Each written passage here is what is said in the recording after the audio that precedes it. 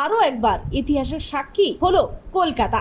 1884 সালে দেশের প্রথম মেট্রো পাওয়ার 40 বছর পর ফের আজ মেট্রো পথে ইতিহাস গড়ল কলকাতা। এই ঐতিহাসিক মুহূর্তের সাক্ষী থাকতে রাত 2:30 থেকে ধর্মতলা মেট্রো স্টেশনে লাইন দিতে শুরু করেন মানুষ। জলের তলায় মেট্রো প্রবেশের মুহূর্তে নীল আলোর ছটা এই উচ্ছ্বাসের মাত্রা যেন আরো কয়েক গুণ বাড়িয়ে দিল। এদিন আমাদের নিউজ অল ইন্ডিয়ার ক্যামেরা পৌঁছে গিয়েছিল রুবি মেট্রো স্টেশনে। অবশেষে অপেক্ষার অবসান। আজকেই 15 মার্চ, আজকেই কিন্তু গঙ্গাগর্ভের মেট্রো পরিষেবা আজ থেকেই চালু হয়ে গেল। আমার ঠিক পেছনেই কিন্তু মেট্রো, যে নতুন মেট্রো ইস্ট ওয়েস্ট মেট্রো, সেটি আসছে। 4:40 বাজে এখন ঠিক। আমরা এই মুহূর্তে কিন্তু রয়েছি কবি সুকান্ত মেট্রো স্টেশনে।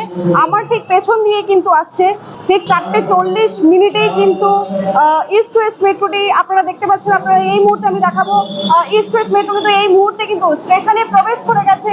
কবি সুকান্ত মেট্রো স্টেশনে এই মুহূর্তে চলে এসছে।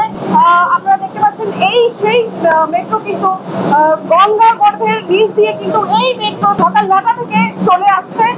এখন আজকে এটাই কিন্তু লাস্ট মেট্রো আজকে। তার পাশাপাশি আপনাদেরকে আমি বলবো, একদিকে যেমন আজকে থেকে মেট্রো শুরু হয়েছে 15 মাস থেকে, তার সাথে সাথে কিন্তু আজকে 2 টাকা কমলো পেট্রোল ডিজেলের দামও। সকাল থেকে কিন্তু এই ইস্ট ওয়েস্ট মেট্রো সার্ভিস দিয়ে যাচ্ছে।